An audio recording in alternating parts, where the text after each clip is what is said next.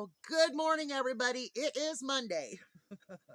Let me tell you, it's a Monday here on this little homestead.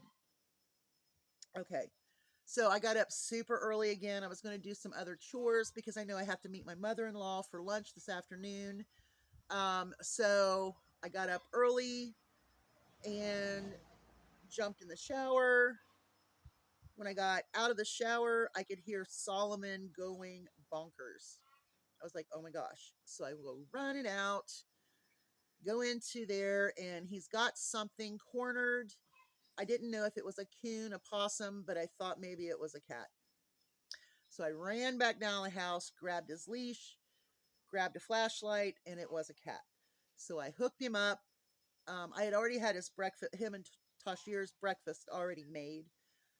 So I just took that out as well, got him in his kennel, fed and watered him, you know, got him under control. And then the cat was up in the tree. So I did put Tashir out there because I know she's not going to go up in that area. She's going to stay pretty close to him in the chicken barns and pretty much in that area. She's not going to go up to where the cat was in the tree. But I really couldn't do anything or mess with the cat because it would have made her come up to that area. And I'm going to tell you something. I had more burrs on me. Solomon had burrs all over him. But getting it in Tashir's puppy fuzz, Swiffer hair, I was like, no. So I waited till she got done eating and I waited till daylight. And then I went and got her, put her back in, went back up, put some cat food down for the cat. Um, and then I went ahead and I went to the local store and put up a sign that if you're missing a cat that's either bobtailed or a tabby long hair, either one of those two cats, they've been trapped and they've been brought here. And I put my phone number in there. So hopefully, if I can catch the Manx, because I had a Manx years ago and I absolutely loved him. That cat breed is more like a dog than any other cat breed, in my opinion. I had one, I know. The Manx cat I had used to squirrel hunt with my squirrel dog. My dog would tree the squirrel, the cat would go up after the squirrel, I would shoot the squirrel out, and that cat would follow the squirrel down, and sometimes I'd have to fight the cat to get the squirrel back. So I really want to get a hold of this cat, either because it's someone's precious cat or because I just think it's absolutely gorgeous and I love that breed.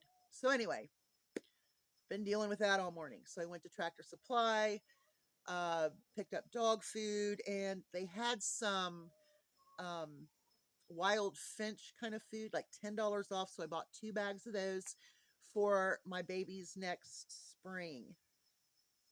You know, like every spring when I hatch out babies, when they get to a few weeks old, I start giving them like finch food, canary food, really small millets and the feed that has the little fruits and vegetables in it. And that's how I train them to start using the grit really well and everything. So now I've got like, I think it's 10 pounds, 20 pounds. I have 20 pounds of this stuff and I got it $20 off.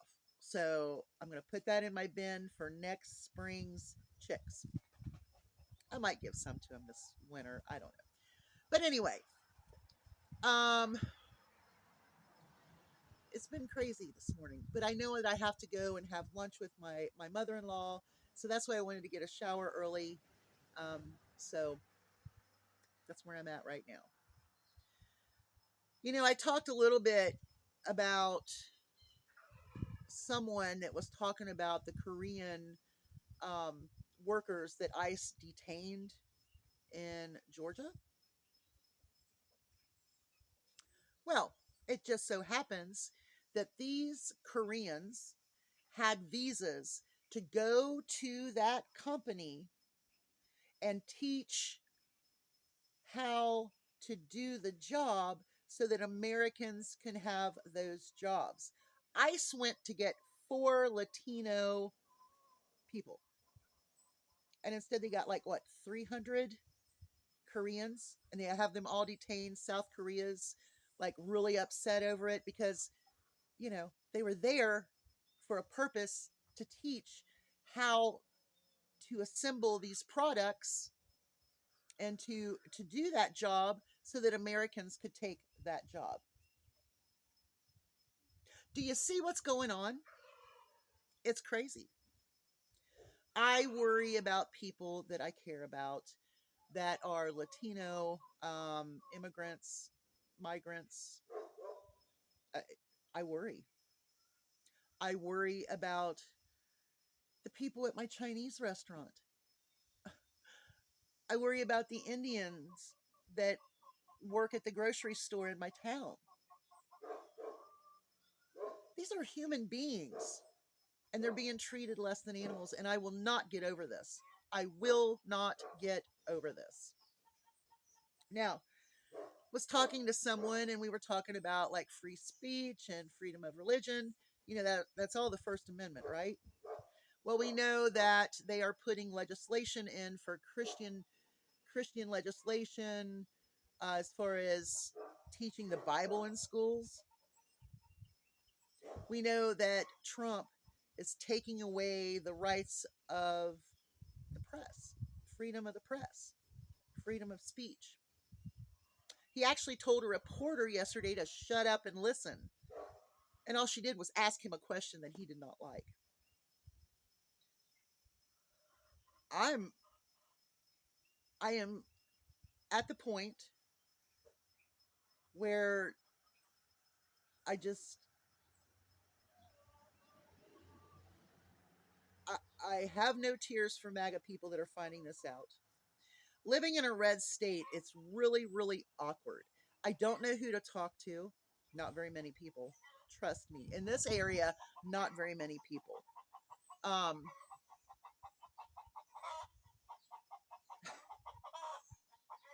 what do you do? How do you speak to people that are so cruel that they would be okay with everything that is going on? The Epstein files. How can you be okay with this criminal regime trying to protect pedophiles? I don't care who it is. I don't care if it's a Democrat. I don't care if it's a Republican. I don't care if it's Bill Clinton. I don't care if it's Trump. I don't care if it's Bill Gates. Put them all. And you know what? We could just deport them to El Salvador, right?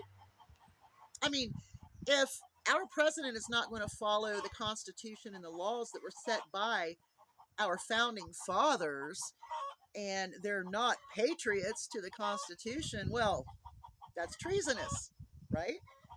Well, instead of doing what they used to do with people that were treasonous, they just ship them to El Salvador. Could you imagine that? J.D. Vance, Trump, Bill Gates, whomever, Clinton, whatever. They put them in shackles and they shave their head. I mean, I'd be all for that. I have no tolerance for men raping and prostituting little girls. No tolerance at all. Our country is in a shambles. It's, oh, we want America first. How about America just being, I don't even know how to talk about that. America first is going to cause America to be last. When you isolate yourself, tear apart your alliances. Okay, so here we go. Think about this for just a second. Okay, our alliances have always been our allies: Canada, Europe, all of the European nations. Okay, then you have this group. You have India, Russia, North Korea, China. They have their alliance going on, and we saw that, right? They made a very big announcement to Trump with that meeting that they had. And it just absolutely tore his little heart out. Did you see the post he did on fake social or lie social. It's not truth, it's all lie. He was so brokenhearted. Send my best regards to Putin. Really? So the alliance, the allies that we had before, Canada, Europe, and all of that, he wanted to join this other alliance. Russia, China, North Korea, which is really horrible. But he wants to be a dictator. Well, he is showing himself as a dictator right now. That's a fact. Here we go. So that little alliance, they don't want anything to do with him. He tried to throw power around and they didn't take it. Russia don't give a crap. He knows Trump's not going to do anything. So he continues to fight with Ukraine. He continues to bomb them, killing civilians. And he puts our flag on their war vehicles. That makes me sick. And then you got the European nations. They don't want anything to do with us either. So that makes not America first, it makes America alone. And I've discussed this before of how Cuba was, right? We're going to be in bad shape. When they bombed the boat in Venezuela, or in the international waters with the Venezuelan people on it, that is a war crime. That is killing people with no due process. Just like he's sending these immigrants out without due process. We don't know who they are. We don't know if they are criminals. He says they are. Well, we know that many of them are not. Pregnant women, women tearing children away from women and sending the women away, trying to send children to Guatemala without any adults. He doesn't abide by the law. He doesn't abide by the Constitution. So if you have ever called yourself a patriot and you continue to follow this regime and you are okay with Project 2025, you are not a patriot. You know, I heard during the campaign, we're patriots, we're patriots. Well, no, you're not. You're treasonous. And you are allowing the criminal king and his criminal regime of mafia style, just disorderly.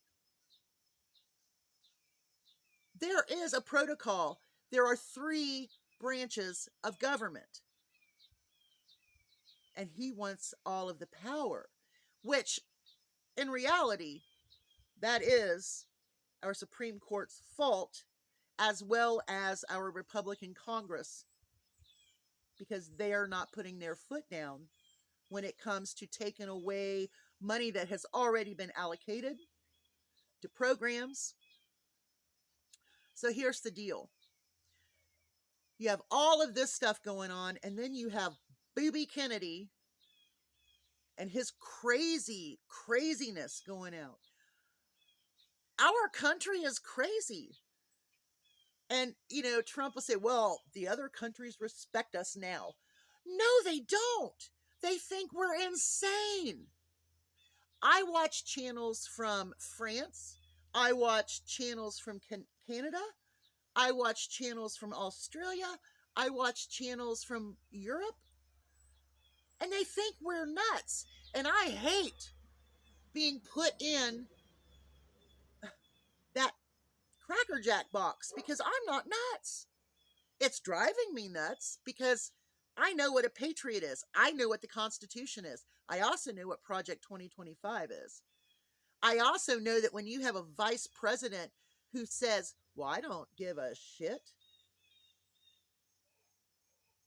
And he's talking about these people that were killed with no due process in international waters. That does make you a war criminal. They're changing the War Department, or the Department of War, instead of the Department of Defense, which they really can't do that. You know that? I'm over it. If we don't speak out, we are going to lose our country. And to those MAGA people who think that this is okay, you will suffer in the end. You know, last summer I went and saw the movie Civil War by myself.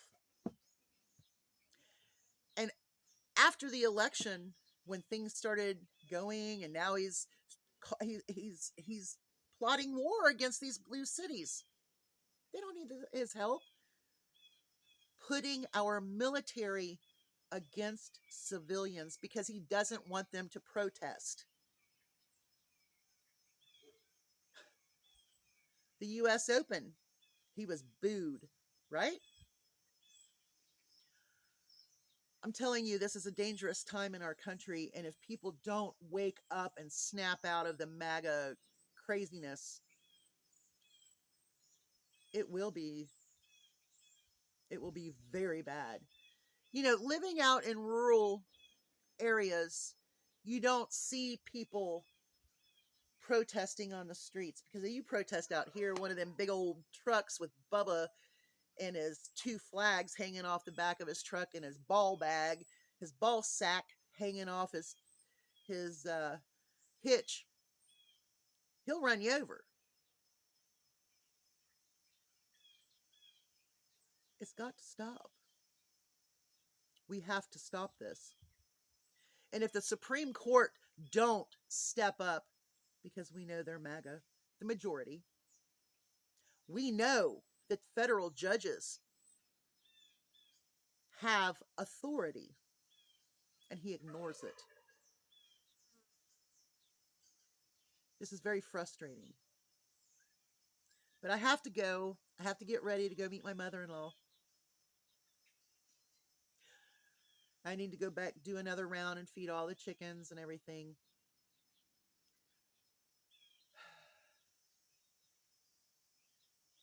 Speak out. Speak up. We have to. Y'all have a great day. Hugs from a distance. Be a patriot. Be a patriot to the Constitution. Be a patriot to our founding fathers. Be a patriot to this country. Remember the Declaration of Independence from a king. It's important. Changing history. Telling people that slavery taught black people skills.